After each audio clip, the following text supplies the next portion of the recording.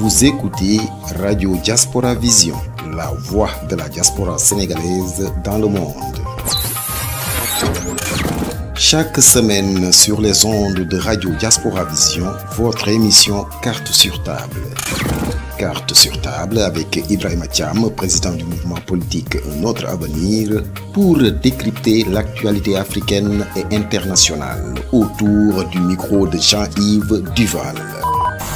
Ibrahima Thiam face à Jean-Yves Duval dans l'émission Carte sur table, décryptage de l'actualité africaine et internationale. C'est chaque semaine sur Radio Diaspora Vision.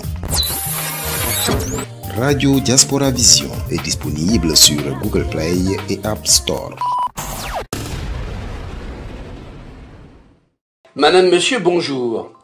Ces jours-ci, deux dossiers internationaux sont scrutés tout particulièrement par les chancelleries et les observateurs du monde politique. Je veux parler de l'Afghanistan et de l'Iran. Ces deux régions du Moyen-Orient suscitent en effet des inquiétudes particulières pour des motifs différents. Dans le cas de l'Afghanistan, il s'agit de la reconquête des talibans sur un pays qui a vu la déroute de l'Occident. La récente attaque meurtrière à Kaboul en début de semaine montre que ceux-ci sont désormais à la porte de la capitale. En ce qui concerne l'Iran, c'est son instabilité au lendemain de l'arrivée d'un nouvel homme fort à Téhéran, avec l'intronisation mardi dernier par le guide suprême, l'ayatollah Ali Khamenei, d'un nouveau président conservateur, à savoir Ebrahim Raïssi. L'attaque ces jours-ci d'un pétrolier en bombardement, qui lui a coûté la vie à 2 membres d'équipage d'un tanker, a ravivé la tension dans la région. Dans le cas de l'Afghanistan, le récent retrait des forces américaines des dernières bases installées dans le pays explique l'offensive des talibans qui, 20 ans après le 11 septembre 2011, cherchent à retrouver leur base arrière. Et dans le cas de l'incident de la mer d'Oman, Washington ainsi que ses alliés ont déjà fait savoir à Téhéran qu'ils préparaient une réponse à ce qu'ils considèrent comme une attaque des passedarans iraniens. C'est donc dire si la situation est préoccupante et qu'à tout moment, elle peut exploser. J'ai donc intitulé l'émission d'aujourd'hui « Afghanistan et Iran, le monde assis sur 2 barils de poudre ». Et pour en parler avec nous ce midi, Ibrahima Thiam, homme politique franco-sénégalais, président du mouvement d'opposition pour un autre avenir et auteur de 2 ouvrages de réflexion, Un nouveau souffle pour le Sénégal et Ma part de vérité. Je précise d'ailleurs que nous réalisons cette émission en duplex avec Dakar, où se trouve actuellement notre invité Ibrahima Thiam. Ibrahima Thiam, bonjour. Bonjour Jean-Yves Duval. En effet, je séjourne pour 2 semaines au Sénégal, où au-delà de Dakar, je me rends à différents endroits, dont Kaolack, pour y rencontrer les militants de mon mouvement, mais aussi à Tambacounda, afin de préparer les prochaines élections municipales, dans cette ville où notre mouvement a investi Ndeye Marième Diarra, une excellente candidate pour conduire notre liste d'opposition, mais aussi pour répondre à de nombreuses invitations de la radio et de la télévision.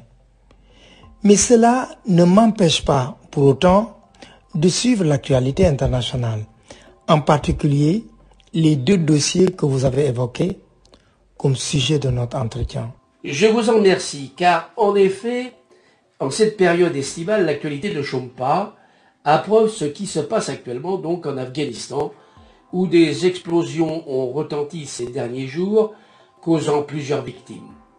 On observe aussi depuis plusieurs jours des offensives un peu partout dans le pays, de la part des talibans, qui ne cachent pas leur volonté de reconquérir le pouvoir à Kaboul, après que les Américains aient fermé boutique et pris leur distance avec un Moyen-Orient qui leur a beaucoup coûté. Ne redoutez-vous pas que le pouvoir politique actuel en place soit impuissant à les contenir, alors qu'on vient d'apprendre que plus d'1 million de soldats réguliers ont fait défection avec armes et bagages et se sont réfugiés au Tadjikistan voisin. C'est bien sûr une inquiétude très réelle. À l'heure où l'armée américaine a abandonné le 10 juillet son imposante base aérienne de Bagram qui accueillait jusqu'à 20 000 hommes et toutes celles qu'elle occupait dans le pays. Désormais, le pouvoir à Kaboul est privé de la supériorité aérienne des États-Unis, mais aussi des moyens de renseignement. Je ne vois pas comment, dans ces conditions, il pourrait résister efficacement sur le terrain. Ce n'est qu'une question de temps, mais là où je m'interroge, c'est comment on a pu arriver là. Car les Américains n'ignoraient pas que leur départ signifiait l'arrêt de mort du pouvoir actuel. À croire qu'ils ont fait le deuil, qu'ils ont tiré une croix sur l'Afghanistan, qui se désintéresse de cette région du monde, qui leur a certes beaucoup coûté, tant en vie humaine que matérielle, et peu rapporté. Dans quelques semaines, l'Amérique va fêter un triste anniversaire, celui du 11 septembre 2001. Et ce retrait est aussi très symbolique. C'est une matière pour elle de dire qu'elle referme le dossier des attentats du World Trade Center. Pour autant, est-ce que les opérations terroristes vont s'arrêter? Je crains bien que non. Car n'oublions pas que les attaques contre les tours jumelles de Manhattan et du Pentagone ont été pensées et préparées par Ben Laden et Al-Qaïda depuis leur sanctuaire d'Afghanistan. Le risque est que demain, ce pays serve à nouveau de base logistique à de nouvelles missions terroristes. Je serais tenté de dire que toute cette histoire est un immense gâchis. Les Américains ayant soutenu les Moudjahidines afghans, les rebelles Pachtoun du commandant Massoud, pour sortir les soviétiques du pays, avant qu'eux-mêmes ne soient obligés de le quitter, sans avoir pu permettre l'instauration d'un régime fort et stable à Kaboul. C'est hélas vrai, Jean-Yves Duval. Et n'oubliez pas la population qui est la première victime de cette situation. Un jour sous le contrôle des marxistes, ensuite des extrémistes talibans, avant de risquer de devoir les subir à nouveau. Tout cela avec des milliers de victimes liées aux attentats innombrables que le pays connaît depuis des années. En l'espace de seulement quelques mois, si vous regardez une carte, vous découvrirez que les 9/10 du pays sont désormais contrôlés par les talibans. Le pouvoir en place n'offrant qu'une relative sécurité à Kaboul et ses environs. Donc, les jeux sont faits. Or, aujourd'hui, les 2/3 des 15 millions d'Afghans ont moins de 25 ans. Et parmi eux, beaucoup de femmes qui vont devoir demain être obligées de porter la burqa et se soumettre aux injonctions de la police religieuse talibane, comme c'était le cas il y a quelques décennies. Se pose aussi la question de leurs études, dont on sait que les talibans y sont hostiles, et du sort des fillettes concernant le mariage. C'est une terrible régression qui attend le pays et ses habitants, si le despotisme et la barbarie règnent à nouveau à Kaboul. J'ajoute qu'avec ce départ sans gloire, les Américains vont aussi laisser derrière eux près de 120 000 personnes, notamment des interprètes qui sont voués à une mort certaine. Cela nous rappelle du déjà-vu avec le Vietnam. Est-ce que ce n'est pas aussi un départ sans gloire, voire honteux de l'armée américaine? Bien sûr, comme toujours, ceux qui ont pactisé avec l'occupant, l'envahisseur, appelez-le comme vous le voulez, en paient toujours le prix. En France, cela a été le cas à la libération, mais aussi avec les harkis lors de la guerre d'Algérie. Il est de la responsabilité internationale de fournir à ces gens-là asile et aide. Il en va de la responsabilité morale de nos sociétés. Après le départ des Anglais, puis des Russes et des Américains, et avant celui des Grecs et des Mongols, l'Afghanistan semble bien mériter son nom de cimetière des empires. Or, la nature ayant horreur du vide, une question se pose, et je vous la pose, qui vont leur succéder demain? Est-ce que pour vous l'heure des Chinois a sonné? On ne devrait pas se poser la question si l'Afghanistan était un pays souverain. Mais comme vous l'avez dit, fort justement, ce pays ne l'a été que rarement dans son histoire, avec les invasions mongoles, grecques et la période moderne. Est-ce que le départ des Russes puis des Américains signifie qu'il doit y avoir nécessairement un successeur à leur présence? On aimerait croire que non, mais la réelle politique nous oblige à envisager le contraire. Peut-on imaginer que les Chinois qui attendent ouvrir et développer une nouvelle route de la soie, sûre et stable, pourraient supporter un Afghanistan où régnerait le chaos? C'est peu probable.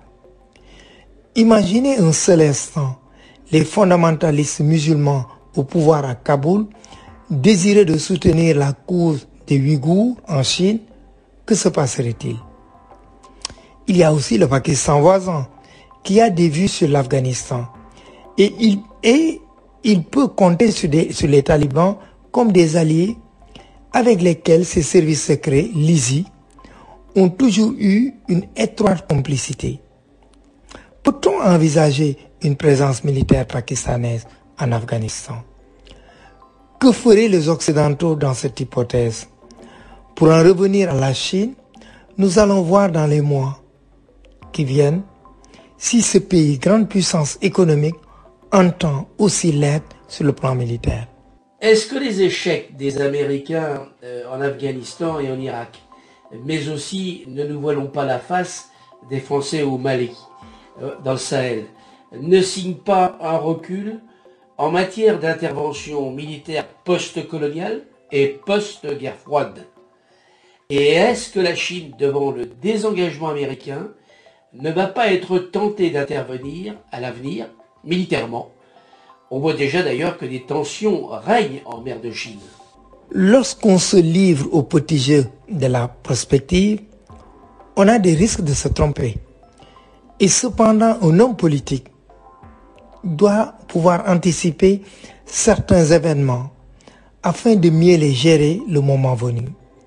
Certaines études qui portent sur 2040, dans moins de 20 ans donc, font état de graves crises pouvant survenir dans le monde en raison des changements climatiques, l'épuisement des ressources, la pauvreté, les catastrophes alimentaires. Nous avons largement abordé ces questions lors de notre dernière émission à propos du rapport du GIEC. Les années qui s'annoncent sont très périlleuses, car avec ces conséquences liées à la hausse des températures, les protestations contre les gouvernements incapables de répondre aux besoins humains vont de plus en plus fréquentes, nombreuses et violentes. Certains régimes tomberont comme des châteaux de cartes et le monde va devoir se restructurer pour faire face aux défis qui l'attendent.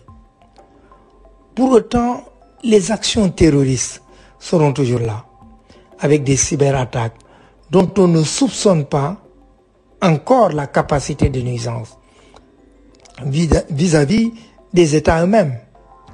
La Chine, bien évidemment, ne sera pas absente de ces événements et jouera un rôle de premier plan. Le tout est de savoir s'il sera modérateur ou pas. Venons-en maintenant à l'Iran, si vous voulez bien, où là aussi la situation est assez instable.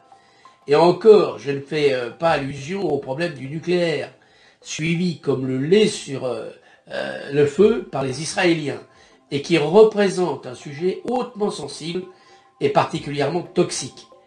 Au sujet de l'Iran, j'aurais, si vous le voulez bien, 3 questions. La première concerne l'intronisation.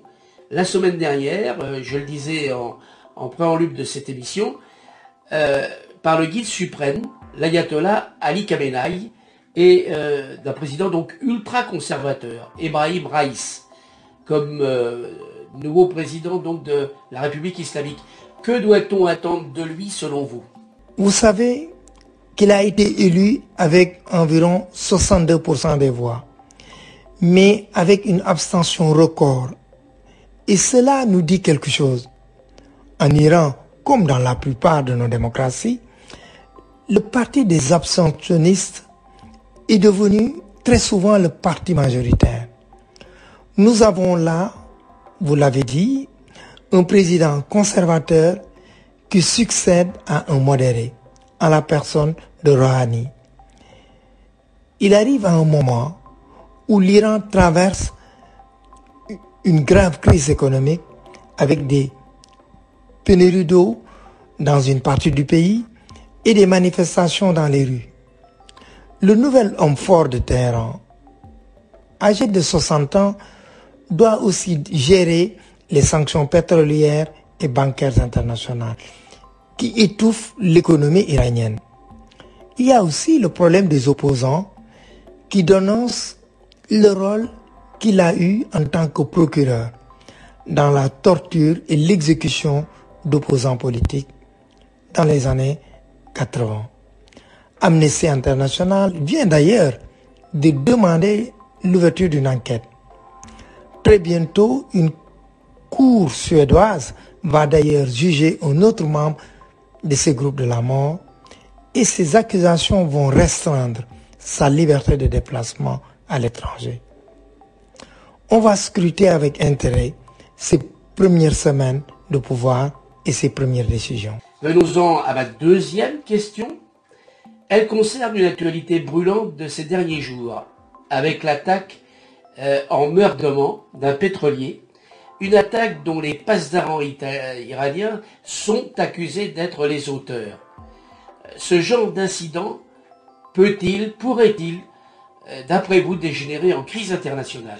Si vous pensez au fait que les propriétaires du tanker sont japonais, que le bateau battait pavillon libérien et qu'il est géré par un armateur israélien, on peut dire, en effet, que nous avons là un incident d'ordre international. Mais il y a plus grave. Si l'on considère que les États-Unis, la Grande-Bretagne, Israël et la Roumanie ont mis en cause l'Iran dans cette attaque, la République islamique a bien sûr réfuté ces accusations.